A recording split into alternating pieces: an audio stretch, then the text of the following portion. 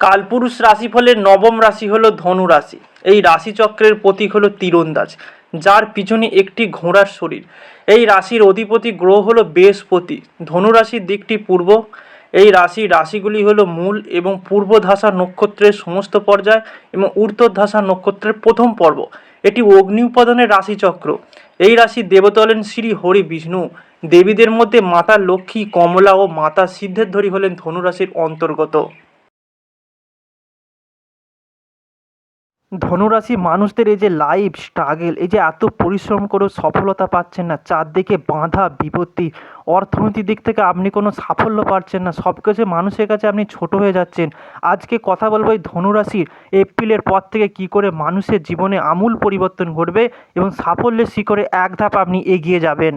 এই যে ধনুরাশির মানুষরা লাইফ স্ট্রাগল, এত পরিশ্রম করে সফলতা পাচ্ছে না, মানুষের কাছে ছোট হয়ে যাচ্ছেন, মানুষের কাছে আপনি বাঁধা হয়ে দাঁড়াচ্ছেন, পরিবারের কাছ থেকে আমি অশান্তি, এই সব বাঁধা বিপত্তি থেকে বেরিয়ে আসতে আজকে কথাগুলো ধনুরাশির মানুষরা এই এপ্রিলের পর থেকে মানুষের জীবনে কি আমূল পরিবর্তন ঘটবে এবং সাফল্যের শিখরে এক ধাপ এগিয়ে যাবেন। ধনুরাশির অধিপতি গ্রহ হলো বৃহস্পতি। এই বৃহস্পতি জ্ঞান, আধ্যাত্মিক, ধর্ম, বুদ্ধিবৃত্তি, ধর্মীয় প্রতিষ্ঠান, সাংস্কৃতিক কারক হওয়ায় ধনুরাশি জাতকদের শিক্ষা, অধ্যয়ন, শিক্ষা, সংস্কৃতির ক্ষেত্রে বিশেষ আগ্রহ থাকে। তাদের শেখার খুব ভালো প্রবণতা রয়েছে। ধনুরাশির চিহ্ন হলো তীরন্দাজ, যার তলার অংশে রয়েছে ঘোড়া। এইখানে ধনুরাশির লোকেরা সর্বদা সত্যের সন্ধানে থাকেন এবং জীবনের প্রতি বিশ্বস্ত দৃষ্টিভঙ্গি রাখেন। ধনুরাশির সবথেকে বড় গুণ হলো এই রাশির জাতক জাতিকারা সাহসী এবং উদার প্রকৃতির হন। সংস্কৃতি, বুদ্ধিভিত্তিক, সৃজনশীল কর্মকাণ্ডে তাদের বিশেষ আগ্রহ রয়েছে। স্পষ্টভাষী হওয়ায় অনেকের কাছে বিরাজমান হন তারা।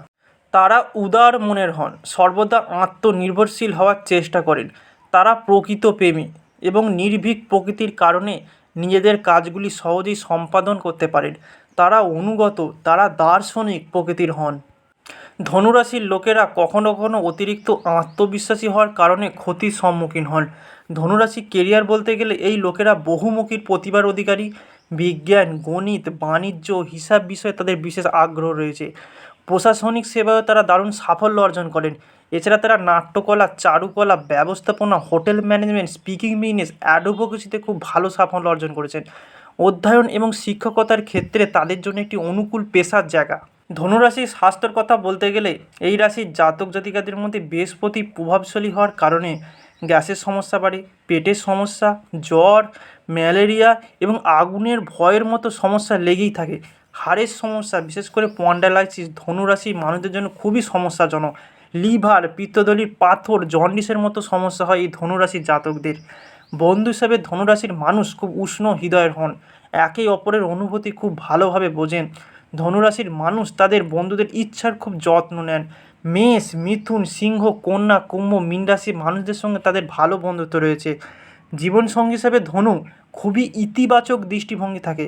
স্বামী বা স্ত্রীর সম্পর্কে খুব যত্নবান হন তারা।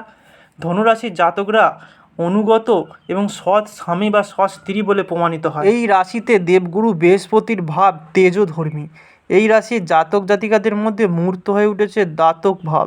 একই সঙ্গে রোজ ও সত্যগুণের সমাহার। এদের ভিতর প্রচ্ছন্ন থাকে অহংকার। অন্যায়ের প্রতিবাদ করতে এরা মুখর। এরা চট করে কাউকে বিশ্বাস করতে পারে না।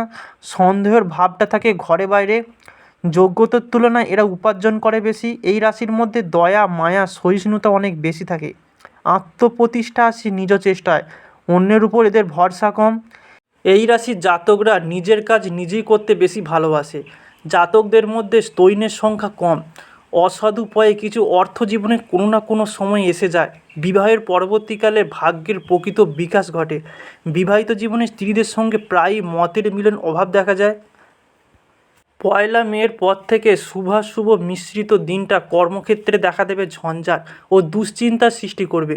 সামান্য অর্থোন্নতি হবে, পারিবারিক কলহ দেখা দেবে। বিশিষ্ট গুণ থাকলে সমাদৃত হবেন।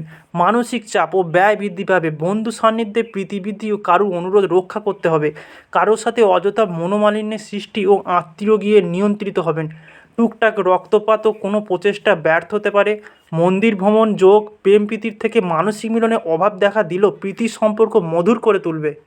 প্রতিদিন সারাদিনের মধ্যে মাঝে মাঝে কিছুটা ভালো সময় থাকে, যে সময়টা শুভ কাজের পক্ষে শুভদায়ক। সেই সময়ের মধ্যে শুভ কাজ করলে শুভই হবে, এ কথা জোর দিয়ে বলা যায় না। কারণ বিভিন্ন রাশি গ্রহ নক্ষত্র ইত্যাদির উপর শুভ ফলের মাত্রা কম বেশি হয়ে থাকে, তবু কিছুটা শুভ ফল আশা করা যায়। যেমন অমৃতযোগ ও মাহেন্দ্র যোগ, এই যোগে যে কোনো শুভ কাজ বেরোলে সাধারণভাবে শুভ ফললাভ হয়ে থাকে। যেমন চাকরির পরীক্ষা, কোথাও যাত্রা, কোনো শুভ কাজে যাওয়া, পরীক্ষা, বাড়ি কেনাবেচা ইত্যাদি যে কোনো এই কাজে অমৃতযোগ ও মাহেন্দ্রযোগ করলে শুভ ফল পাওয়া যায়। আর একটা হলো বারবেলা, কালবেলা, কাল রাত্রি, এই সময় যে কোনো শুভ কাজে নিষ্ফল হয়ে থাকে। সুতরাং আনুমানিক সময় ধরে কাজ করলে ভালো ফল আশা করা যেতে পারে।